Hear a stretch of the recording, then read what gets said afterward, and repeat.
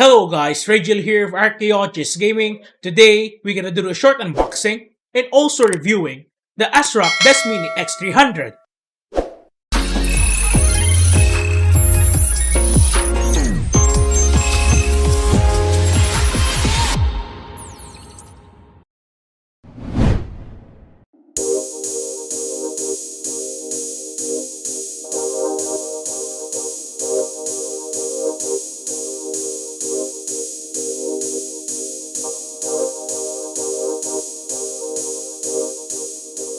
Let's do the unboxing. Inside the box, you will find the DeskMini X300 itself, the AM4 CPU cooler, the driver disc, the user's manual, the 19 volts 120 watt power adapter, 2 SATA cables, some screws, and rubber stand-ups. Let's go to the specifications and features. The DeskMini X300 has a height of 155mm, a length of 155mm, and a width of 80mm. This is a bare bones mini PC, which means you need to supply your own CPU, memory modules, and storage. At the sides, there are vents where air can pass through. At the back, you can have an optional functionality which the PC can be mounted using the optional Visda mounting kit, which you need to buy separately. The purpose of the DeskMini is to save space on your table. It looks very similar to the other company's mini PCs. In the front panel, you will find the power button, the LED indicators, the mic in, USB 3.1 Gen 1 Type-C port, USB 3.1 Gen 1 Type-A port, and a headphone or headset port. For the back I/O, you will find the power slot, the display port, the HDMI port, the D-sub port, a USB 3.1 Gen 1 Type-A port, USB 2.0 Type-A port, a Kensington lock, and the RJ45 port. To open the case, you need to loosen 4 screws and pull the tray.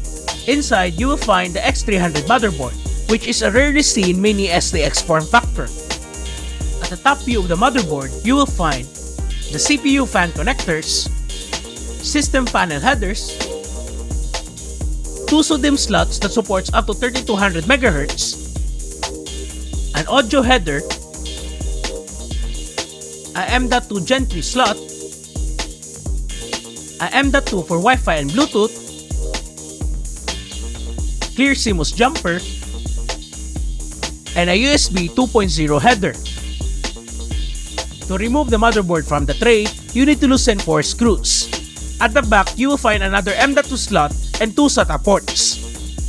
This tray can mount 2.5-inch drives, and you will need the included SATA cable to connect and power it through the motherboard. Let's assemble the DeskMini. For this build, I will be using a Ryzen 3 Pro 4350G processor, 2 8GB of AITC Value-S SODIMM 2666 MHz RAMs for a total of 16GB, and AITC FC300 256GB M.2 SSD.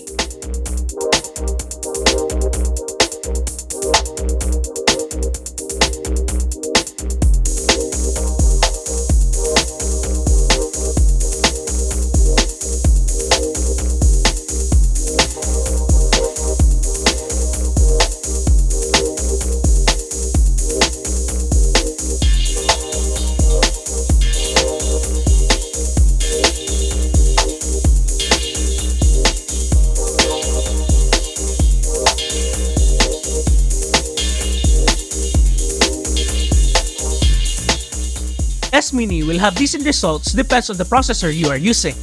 While playing Dota 2, I got 46 to 48 FPS at 64 degrees Celsius. For Valorant, an average of 75 FPS at 70 degrees Celsius. When I stress test a CPU using the Cinebench R20, I reached a maximum of 78.9 degrees Celsius. All the testings were on ambient temperature of 29 degrees Celsius. I guess the AM4 cooler included does the job. Here are my final thoughts. For an unusual small form factor system like this, it really does the job. It packs a lot of horsepower theoretically, if you will have a decent processor and memory modules.